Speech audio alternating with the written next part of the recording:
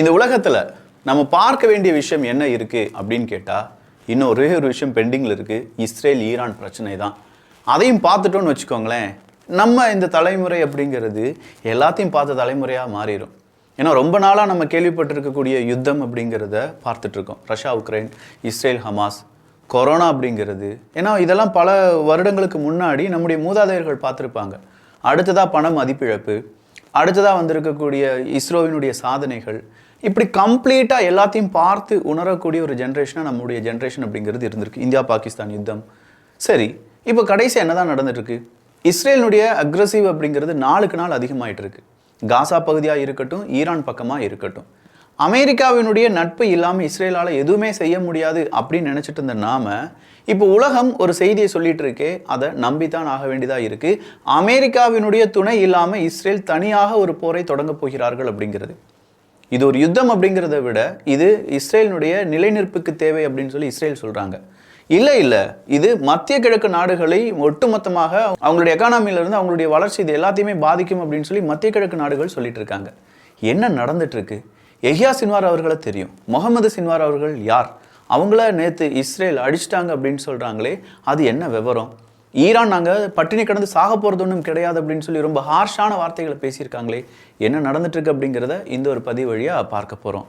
அன்பு தமிழஞ்சங்களுக்கு தமிழ் பொக்கிஷத்தின் வணக்கங்கள்.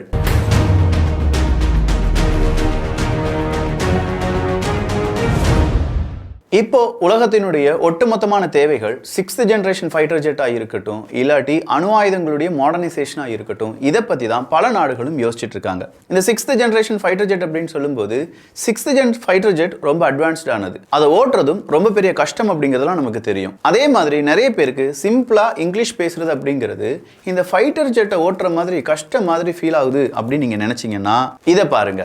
Output wrongly come. Need one day extra to correct the program. நீங்க சொன்ன சென்டென்ஸ்ல மிஸ்டேக்ஸ் இருக்கு, அதை இப்படி கரெக்டா சொல்லுங்க. The output came out wrong. I need one extra day to correct the program.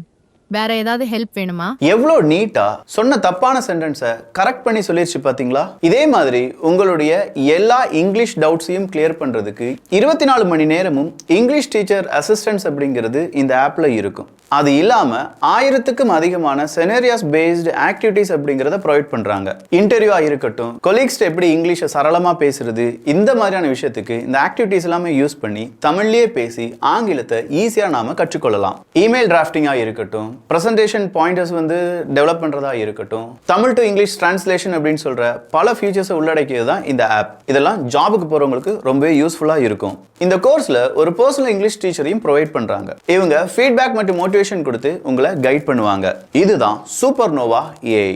10 லட்சத்துக்கும் அதிகமான நபர்கள் இதனால பயனடைஞ்சிருக்காங்க. இங்கிலீஷை பிராக்டிக்கலான முறையில் ரொம்பவே சுலபமாக கற்றுக்கொள்ள இந்த சூப்பர்னோவா ஏஐ உங்களுக்கு உதவியாக இருக்கும். கண்டிப்பாக ட்ரை பண்ணி பாருங்க.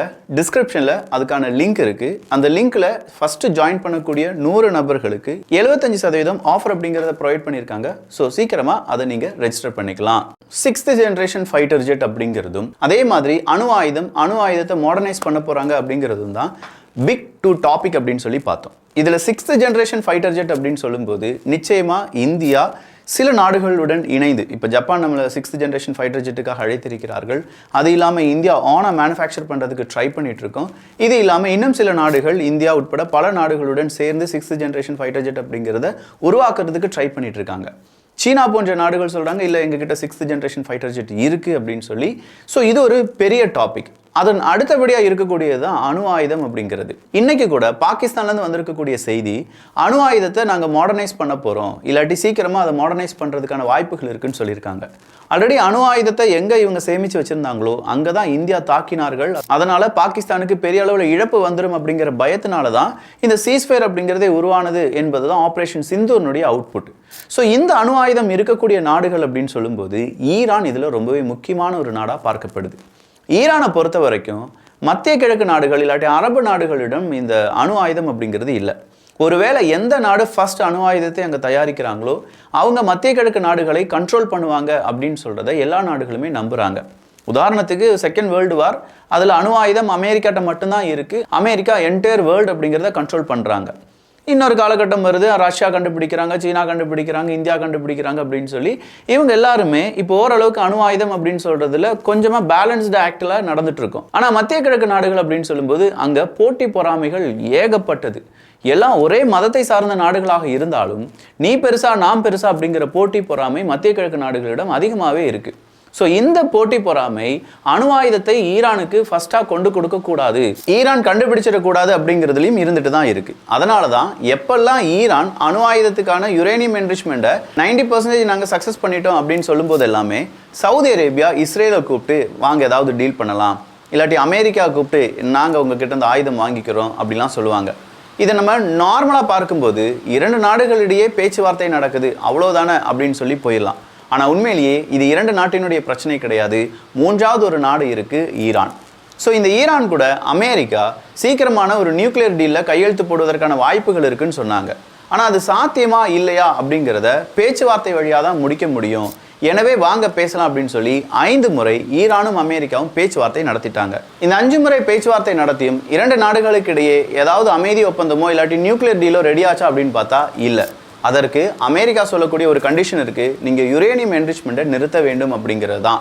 ஆனால் ஈரான் சொல்றாங்க யுரேனியம் என்ரிச்மெண்ட்டை எங்களால் நிறுத்த முடியாது, யுரேனியத்தை செறிவூட்டுதல் அப்படின்னு ஒன்று இருக்குங்க. இந்த யுரேனியத்தை செறிவூட்டுதல் அப்படின்னு சொல்லும்போது 3-7% யுரேனியம் செறிவூட்டப்பட்டது என்றால் அதை அணு உலைகளில் பயன்படுத்தலாம். ஆனால் அதே யுரேனியத்தை 90%க்கு மேலே நம்ம செறிவூட்டும் போது தான் அது குண்டுகளில் பயன்படுத்த முடியும். ஸோ இப்போ 90% யுரேனியம் என்ரிச்மெண்ட்டை நாங்கள் செஞ்சுட்டோம் அப்படின்னு சொல்லக்கூடிய ஈரான் இன்னும் ஒரு 5-6% எக்ஸ்ட்ராவாக யுரேனியத்தை என்ரிச் பண்ணிட்டாங்கன்னா அவங்களால அணு ஆயுதம் தயாரிப்பதற்கான அந்த கிரேட் யுரேனியத்தை உருவாக்கி விடுவார்கள். ஸோ அப்படி ஒரு யுரேனியம் என்ரிச்மெண்ட்டை ஈரான் சக்ஸஸ்ஃபுல்லாக செஞ்சு முடிச்சிட்டாங்கன்னா கண்டிப்பாக அணு ஆயுத நாடாக ஈரான் மாறுறதுக்கான வாய்ப்புகள் இருக்குது. அப்போ இதை உடனடியாக தடுக்க வேண்டியது மத்திய கிழக்கு நாடுகளுடைய கடமையாக இருக்குமாயின் அதை விட 100% தடுக்க வேண்டியது இஸ்ரேலினுடைய நிலைமையாக இருக்குது. ஸோ அமெரிக்கா ஈரான் கூட பேச்சுவார்த்தை நடத்திட்டு இருக்கிறதுனால இஸ்ரேல் என்ன செய்கிறாங்க, நாங்கள் நேரடியாக ஈரானுடைய நியூக்ளியர் ஃபெசிலிட்டியை அடிக்க போகிறோம் அப்படின்னு சொல்கிற ஒரு எச்சரிக்கையை கொடுக்குறாங்க. அமெரிக்காவினுடைய அதிபராக டொனால்டு ட்ரம்ப் அவர்கள் பதவியேற்றதிலிருந்து அமெரிக்கா ஈரானுடைய அந்த நியூக்ளியர் டீலை பற்றி தான் பேசுகிறாரே தவிர இஸ்ரேல் ஈரானை அடிக்கக்கூடாது, அடிக்கணும் அப்படின்னு சொல்கிற கமெண்ட் போடுறதே கிடையாது. ஸோ இப்போதைக்கு இஸ்ரேல் ஈரானை அடிக்கிறாங்கன்னா அது இஸ்ரேலினுடைய தனிப்பட்ட ஒரு பிரச்சனையாக பார்க்கப்படும் அப்படின்னு சொல்லி அமெரிக்கா சொல்கிறாங்க. யுரேனியத்தை என்ரிச் பண்ண முடியாது, அதுக்கு நாங்கள் பட்டினி கிடந்தெல்லாம் சாக மாட்டோம், நீங்கள் எங்களுக்கு எதிராக பொருளாதார தடை விதித்தீர்கள் என்றால் எங்களுக்கு இந்த பொருளாதார தடையிலிருந்து எப்படி மீண்டு வர வேண்டும் அப்படிங்கிறது தெரியும்னு சொல்லி ஈரான் ரொம்ப ஸ்ட்ராங்கான ஒரு முடிவை அமெரிக்காவுடனும் சொல்லிட்டாங்க. ஸோ இஸ்ரேலை பொறுத்த வரைக்கும் ஈரான் அணு ஆயுதத்தை தயாரிக்கக்கூடாது. அணு ஆயுதத்தை தயாரிச்சாங்கன்னா முதல்ல ஈரான் தயாரிக்கக்கூடிய அணு ஆயுதத்தை யார் மேலே போட்டுருவாங்கன்னு இஸ்ரேலுக்கு பயம், இஸ்ரேல் மேலே போட்டுருவாங்க அப்படிங்கிறது பயம். சரி, இந்த இடத்துல ஈரான்கிட்ட மட்டும்தான் அணு ஆயுதம் அப்படிங்கிற பிரச்சனையை இஸ்ரேல் எழுப்பி வருகிறதா அப்படின்னு கேட்டால் ஃபர்ஸ்ட் ஈரான், அதன் பிறகு ஏதாவது நட்பு நாடுகள் இல்லாட்டி அண்டை நாடுகள் அணு ஆயுதத்தை தயாரிக்கிறாங்க அப்படின்னு சொல்லி பேச்சு வந்தாலும் அதையும் தடுப்போம் அப்படிங்கிறது இஸ்ரேலினுடைய நீண்ட நெடிய திட்டமாக இருக்குது. இந்த இடத்துல தான் காசா யுத்தத்தை முடிவுக்கு கொண்டு வருவதற்கு இஸ்ரேல் நினைச்சிட்டு இருக்காங்க. கிட்டத்தட்ட 80-81% நிலப்பரப்பு இஸ்ரேலினுடைய கட்டுப்பாட்டுக்குள்ள வந்தாலும் ஹமாஸை முழுவதுமாக சோழியை முடிச்சுட்டு தான் நாங்கள் இந்த யுத்தத்தை நிப்பாட்டுவோம், இதுதான் நெத்தன்யாகு அவர்களுடைய கருத்து. இப்போ ஹமாஸினுடைய புதிய தலைவராக இருந்த முகமது சின்வார் அவர்களை நாங்கள் கொண்டுட்டோம்னு சொல்லி நேற்று அறிவிப்பை வெளியிட்டிருந்தார்கள். முகமது சின்வார் வேற யாருமே இல்லை, எஹியா சின்வார் அவர்களுடைய பிரதர் தான். இந்த முகமது சின்வார் அவர்களை அழிப்பதற்காக இஸ்ரேல் டெடிகேட்டடாக அட்டாக் நடத்தினாங்களா, இல்லை ஹாஸ்டேஜஸை காப்பாற்றும் போது அந்த அட்டாக்ல முகமது சின்வார் அவர்கள் இறந்துட்டாங்களா அப்படிங்கிற கேள்விக்கு டெடிகேட்டட் அட்டாக் அப்படிங்கிறது தான் இஸ்ரேல் நடத்தியிருக்காங்க. ஸோ ஹாஸ்டேஜஸை ரிலீஸ் பண்ணணும் அப்படிங்கிறத விட இப்போதைய ஹமாஸினுடைய தலைவர் யார், அவங்களை எப்படி அடிக்கலாம், அவங்க எங்கெல்லாம் போயிட்டு இருக்காங்க அப்படிங்கிறத நோட்டம் போட்டு ஒவ்வொரு நபர்களாக காலி பண்ணிட்டு இருக்காங்க இஸ்ரேல். அந்த பக்கமாக ஹமாஸுக்கு ஒரு வழி கிடையாது, பல நாடுகளும் உதவி செய்த நாடுகளும் இப்போது பெரிய அளவில் உதவி செய்வதும் கிடையாது, ஆயுதங்களும் அதிகமாக ஹமாஸ்ட்ட வர்றதுக்கான வாய்ப்புகள் எல்லாத்தையுமே நிப்பாட்டிட்டாங்க இஸ்ரேல். இதன் பிறகு காசா பகுதியை இஸ்ரேல் எப்படி கையகப்படுத்த போகிறார்கள் அப்படிங்கிறது மட்டும்தான் பெரும் கேள்வி. காசா பகுதியை இஸ்ரேல் கையகப்படுத்துவதற்கு முன்னாடி ஈரான் அமெரிக்கா டீல் முடிஞ்சிருமா, இல்லை ஈரான் அணு ஆயுதத்தை தயாரிச்சிருவாங்களா? எல்லா நாடுகளும் இணைந்து இந்த யுத்தங்களை ஏன் நிறுத்த முடியலை? ஐநா சபை இல்லாட்டி ஐநா சபைக்கு கீழே இருக்கக்கூடிய அமைப்புகள் இவங்கெல்லாம் என்ன செஞ்சிட்டு இருக்காங்க? நாளுக்கு நாள் பசி பட்டினியால் அங்கே இருக்கக்கூடிய மக்கள், காசா மக்கள் செத்து வருகிறார்களே, இதை தடுப்பதற்கு ஏன் பல நாடுகளும் முயற்சி செய்யவில்லை? இது எல்லாமே உலக அரசியலில் இன்னைக்கும் விடை கிடைக்காத கேள்விகளாக இருந்து வருகின்றன. எல்லாத்துக்கும் சேர்த்து காமனாக ஒரு நபர் இருக்கிறார்கள் என்றால் அது இஸ்ரேல் மட்டும்தான். ஸோ இஸ்ரேலினுடைய இந்த ஆட்டம் அமெரிக்காவை எதிர்த்து பலிக்குமா பலிக்காதா அப்படிங்கிறத வரும் காலம் நமக்கு உணர்த்தும். ஒருவேளை இது இஸ்ரேல் அமெரிக்காவினுடைய ஒரு மறைமுக திட்டமாக கூட இருக்கலாம். அது என்ன அப்படிங்கிறதுலாம் இன்னொரு பதிவில் நம்ம பார்க்கலாம். ஸோ ஓவராலாக ஈரானுக்கு எதிராக இஸ்ரேல் நடத்தக்கூடிய இல்லை நடத்துவோம் அப்படின்னு சொல்லி இப்போ இஸ்ரேல் சொல்லியிருக்கக்கூடிய இந்த யுத்தம் மிகப்பெரிய ஒரு பிரச்சனையை மத்திய கிழக்கு பகுதிகளில் ஏற்படுத்தலாம். இந்த யுத்தம் நடைபெறாமல் இருக்க வேண்டும் அப்படின்னு நினைப்பது அமெரிக்காவாக இருக்கும் பட்சத்தில் அமெரிக்காவினுடைய நடவடிக்கை என்ன அப்படிங்கிறதையும் நாம் உன்னிப்பாக கவனிப்போம். ஸோ எந்த அப்டேட் வந்தாலும் அது தமிழ் பட்சத்தில் பகிரப்படும். நான் முதலே சொன்ன மாதிரி சூப்பர்னோவா ஏஐ கோர்ஸில் ஜாயின் பண்ணுறதுக்கான லிங்க் கீழே டெஸ்கிரிப்ஷனில் இருக்குது. அதில் ஃபஸ்ட்டு ஜாயின் பண்ண 100 நபர்களுக்கு 75% வரை டிஸ்கவுண்ட் தரதா அவங்க ஆஃபர் கொடுத்துருக்காங்க. வேணுங்கிறவங்க அதை செக் பண்ணி பார்த்துக்கோங்க. உங்களுக்கு தேவை அப்படின்னு சொன்னால் அதை நீங்கள் யூஸ் பண்ணிக்கலாம். நல்லதை பகிர்ந்து நல்ல சமுதாயத்தை உருவாக்குவோம். நன்றி, வணக்கம்.